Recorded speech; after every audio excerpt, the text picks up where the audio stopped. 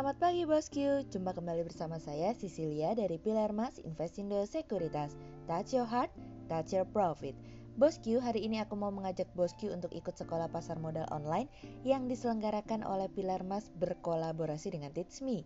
Cara ikutannya gampang banget. Bosku tinggal buka aja nih websitenya di sekolahpasarmodal.ijx.co.id.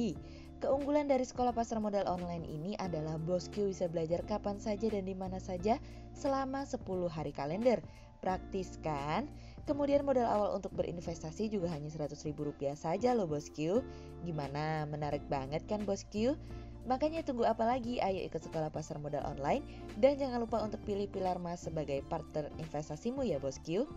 Nah, seperti biasa kita akan mulai saja nih market review kita hari ini, Kamis 22 Oktober 2020 dengan episode Harapan versus Penurunan. Maka dari itu jangan kemana-mana ya bosku, tetap di channel Pilar Mas Investindo Sekuritas. Touch your heart, touch your profit. Pionir Sekuritas Channel di Indonesia.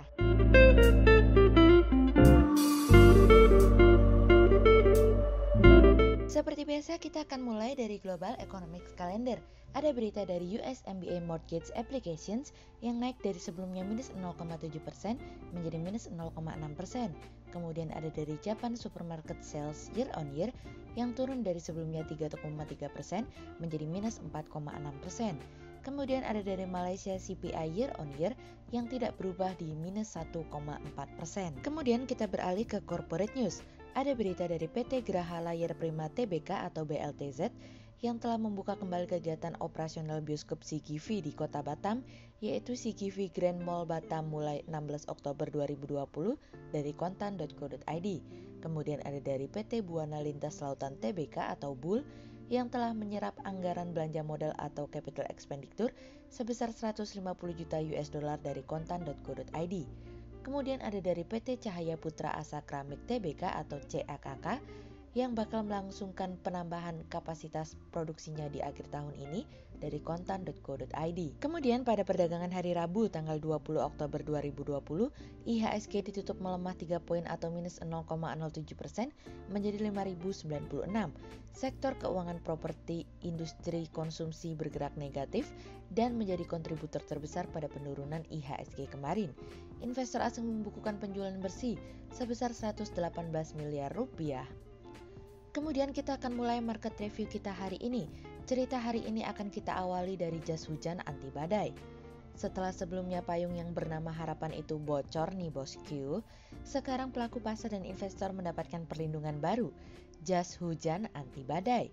Pada pertemuan yang diadakan pada hari Rabu sore, Nancy dan Stephen sudah membuat kemajuan yang jauh lebih banyak dibandingkan sebelumnya, meskipun diiringi suara keberatan dari Senat tapi mereka berdua terus melaju.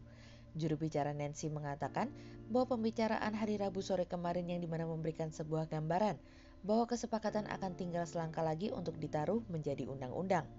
Pembicaraan akan berlanjut kembali pada hari Kamis di mana Nancy dan Stephen berusaha untuk mengejar tenggat waktu pekan ini untuk dapat disahkan sebelumnya pemilihan presiden. Penasihat ekonomi White House, Larry Kudlow mengatakan bahwa perekonomian dan pasar akan mendapatkan stabilitas dan ketenangan serta keuntungan dari pengumuman kesepakatan tersebut.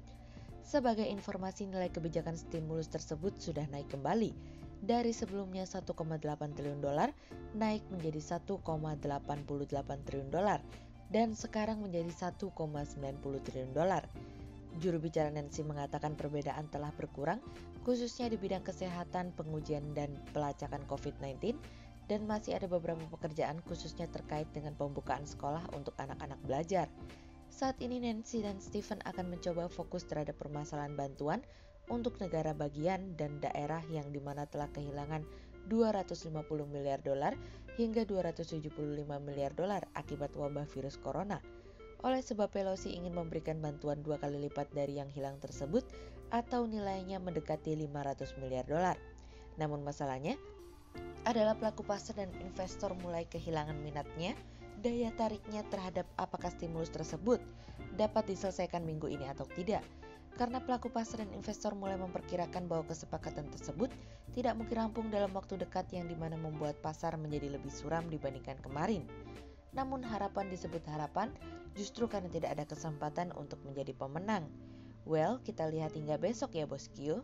Kemudian cerita selanjutnya datang dari mencuri perhatian. Aksi korporasi dari perbankan syariah BUMN dalam negeri cukup menarik perhatian pelaku pasar dalam beberapa hari belakangan. Rencana merger perbankan syariah BUMN sudah memasuki tingkat selanjutnya di mana Bank BRI Syariah, PT Bank BNI Syariah atau BNIS, dan PT Bank Syariah Mandiri atau BSM telah menaikkan perjanjian penggabungan bersyarat atau Conditional Merger Agreement atau CMA dalam rangka rencana penggabungan 3 entitas pada awal pekan ini. Setelah penggabungan efektif, BRIS akan menjadi entitas yang menerima penggabungan atau surviving entity, dan seluruh pemegang saham BNIS dan BSM akan menjadi pemegang saham dari entitas yang menerima penggabungan. Saat ini skema kepemilikan saham masih dalam tahap pembahasan oleh para pemegang saham. Apabila skema itu terrealisasi, maka akan terjadi perubahan pengendali BRIS dan BBRI menjadi BMRI. Berdasarkan komposisi kepemilikan per 30 September 2020, BBRI memegang 7,09 miliar lembar atau setara dengan 73% saham BRIS. Secara total aset gabungan aset ketiga bank tersebut mencapai 225 triliun rupiah dan akan melebihi PNBN pada posisi nomor 7 bank terbesar di Indonesia berdasarkan aset. Mengacu pada aksi korporasi tersebut, kepemilikan saham publik pada BRIS berpotensi akan terdilusi menjadi 4,4% dari sebelumnya 18,47% setelah proses penggabungan bank syariah BUMN tersebut. Kami melihat efek ini akan berdampak pada institusi lokal yang saat ini mendominasi kepemilikan BRIS. Meski secara persentase, kepemilikan berkurang, tetapi dari segi nilai perusahaan akan bertambah pasca merger tersebut. Market share yang besar dengan jumlah player yang sedikit merupakan salah satu keunggulan pasar syariah di Indonesia. Oleh sebab itu tentu kami menyambut positif langkah merger yang diambil oleh beberapa bank syariah di Indonesia. Hal ini sejalan dengan visi dari Wakil Presiden Indonesia yang dimana juga merupakan ahlinya di bidang ekonomi syariah. Bagus atau tidaknya perkembangan bisnis syariah di masa depan tergantung sejauh mana visi dari sang ahli dalam membangun perekonomian syariah ke depannya. Kami percaya bahwa Wakil Presiden kita Ma'ruf Amin akan memimpin perekonomian untuk jauh lebih maju khususnya dalam bidang syariah. Dan merger ini merupakan langkah pertama untuk memulai masa depan tersebut. Kemudian cerita selanjutnya datang dari Yuk Terus Dipompa. Pemerintah terus melakukan penyaluran bantuan kepada sektor UMKM maupun pekerja.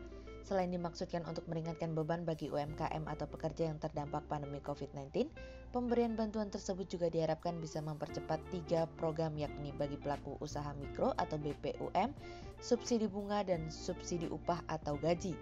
Khusus BPUM sampai 16 Oktober 2020, realisasinya telah mencapai 21,97 triliun rupiah.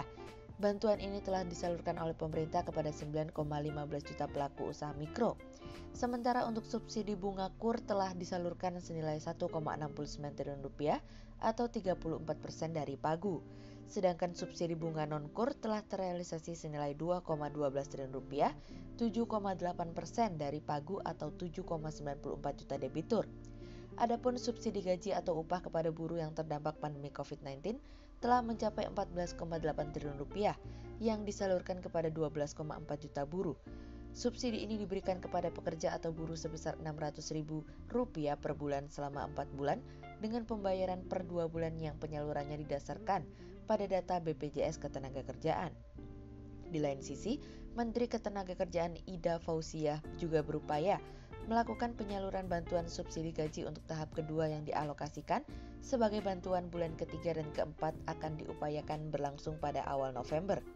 Berdasarkan data Kemenaker per 19 Oktober 2020, bantuan subsidi gaji tahap 1 telah disalurkan kepada 2.485.687 penerima 99,43%, tahap 2 sebanyak 2.981.531 penerima 99,38%, tahap 3 sebanyak 3.476.120 penerima 99,32%, tahap 4 sebanyak 2.620.665 penerima 94,09%, dan tahap 5 sebanyak 602.468 penerima 97,39%. Dengan anggaran mencapai 37,7 triliun rupiah, program bantuan pemerintah berupa subsidi gaji ditargetkan bagi 15,7 juta pekerja yang terdaftar sebagai peserta BPJS Ketenagakerjaan per 30 Juni 2020. Sehingga berdasarkan technical analisa, kami melihat saat ini IHSG memiliki peluang bergerak mix, cenderung melemah terbatas dan ditradingkan pada level 5.060 hingga 5.135. Berikut stock watch pilar emas hari ini. Yang pertama ada dari INKP, kemudian ada dari WSKT, dan yang ketiga ada dari MDKA. Berikut dua saham yang kami analisa hari ini ya bosku. Yang pertama ada dari Excel atau PT XL Axiata Tbk yang terus berbenah dengan melakukan transformasi digital. Keputusan manajemen berbenah dalam transformasi digital merupakan suatu wujud pelayanan perusahaan untuk konsumen dan juga untuk menghadapi daya saing dalam industri telekomunikasi. Keberadaan akan transformasi digital di era industri 4.0 saat ini tentunya sangat dibutuhkan oleh pelaku usaha atau bisnis. Sehingga berdasarkan technical analisa dalam tren pada jangka waktu short term berpotensi untuk bearish dengan target 1.700 dan tingkat probabilitas sebesar 67%, sementara dalam jangka waktu long term berpotensi untuk bearish dengan target 1.650 dan tingkat probabilitas sebesar 50%. Kemudian yang kedua ada dari BTPS atau PT Bank BTPN Syariah Tbk yang mencatatkan laba tahun berjalan sebesar 507 miliar rupiah pada kuartal 3 2020. Di kuartal 3 2020, perusahaan mencatatkan laba tahun berjalan sebesar 507 miliar rupiah. Keberhasilan perusahaan mencatatkan laba di kuartal 3 tidak terlepas dari kontribusi penyaluran pembiayaan sebesar 9,1 triliun rupiah sampai dengan akhir September 2020. Jika dibandingkan dengan penyaluran pembiayaan pada periode yang sama 2019 sebesar 8,9 triliun rupiah, maka realisasi kuartal 3 2020 tumbuh 2,25% atau meningkat 4% dibandingkan dengan kuartal 2 2020. Keberhasilan tersebut didukung oleh komitmen manajemen dalam membantu nasabah untuk mendapatkan pembiayaan dan memastikan terjadinya perbaikan kondisi mereka atau restructuring dan recovery. Sehingga berdasarkan technical analisa dalam tren pada jangka waktu short term berpotensi untuk bullish dengan target 4.150 dan tingkat probabilitas sebesar 68%, sementara dalam jangka waktu long term berpotensi untuk bullish dengan target 4.250 dan tingkat probabilitas sebesar 70%. Berikut kami akan menampilkan 40 saham pilihan dari pilar emas.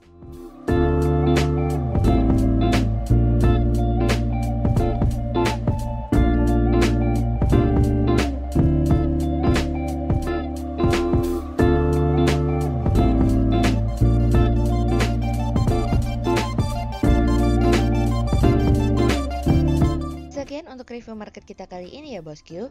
Untuk info lebih lengkapnya bosku bisa download PDF dengan klik link di bawah video ini, atau bisa juga langsung akses ke website kami di www.pilarmas-investindo.co.id.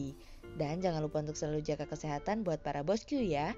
Kita akan bertemu lagi besok pagi untuk market review yang berikutnya. Jadi jangan lupa like, subscribe, dan tonton terus channel Pilar Mas Investindo Sekuritas. Touch your heart, touch your profit. Pionir Sekuritas Channel di Indonesia.